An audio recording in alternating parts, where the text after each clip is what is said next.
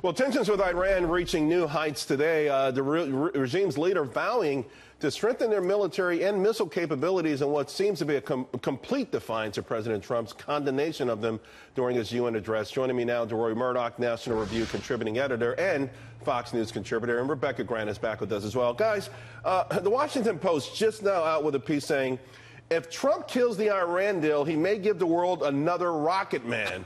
That seems counterintuitive to me, Deroy, but what the hell? They already are rocket men. This won't be anything new. Look, the Iranians, in violation of several UN Security Council resolutions and other motions like that, have had, I believe it's something like 15 to 18 missile launches since the Iran nuclear deal went through.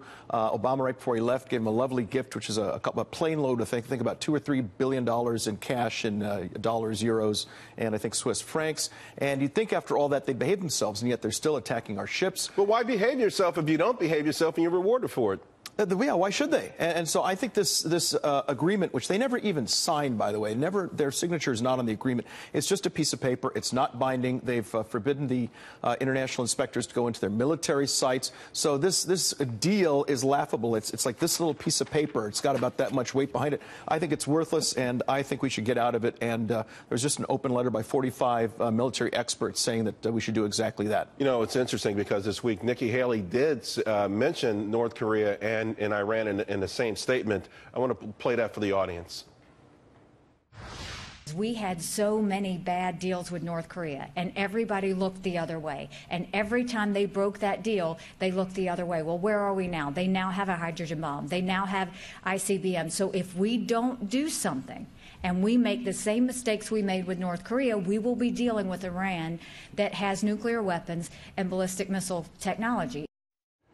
And yet, Rebecca, you've got the Washington Post, and remember, it is the Washington Post, though, coming out with this piece, which essentially is equating President Trump with Nikita Khrushchev, the famous scene when he banged the shoe in 1960, and Yasser Arafat when he wore a pistol to the UN. That's who they're comparing him to, saying if he takes action against Iran, he will actually make things worse. I don't even see the logic in that thinking.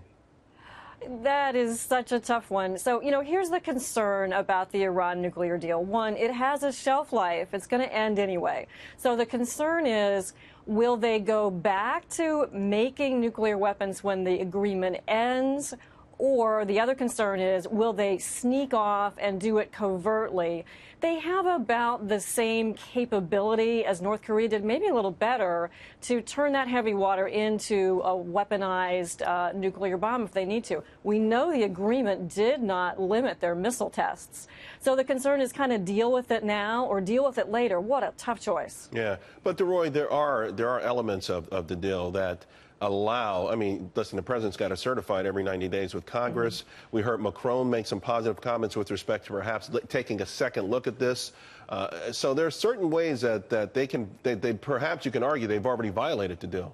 Oh, I think they have. I think they've violated it specifically, again, with the missile tests, if not the deal itself, certainly the UN resolutions which were supposed to prevent that. And again, their general behavior, continuing to support terrorism. You remember just before the money went through, you'd think they would have behaved up until then. You had U.S. soldiers on their hands and knees, their hands behind their heads, who were brought in by the Iranian military and held hostage for, I think, 48, 72 hours. Right. What kind of behavior is that? And what sort of a sense of goodwill does that show? The answer is zero. This is a belligerent country, one of the biggest supporters of international terrorism. In fact, the #1 supporter of international radical Islamic terrorism. And I think we have no business being in a deal that was a fiasco from day one. And by the way, last night they reiterated that they would continue to support those same terrorist organizations. So that's your point. This does not improve their behavior in terms of missiles or anything else. All right, guys. Thank you all very much.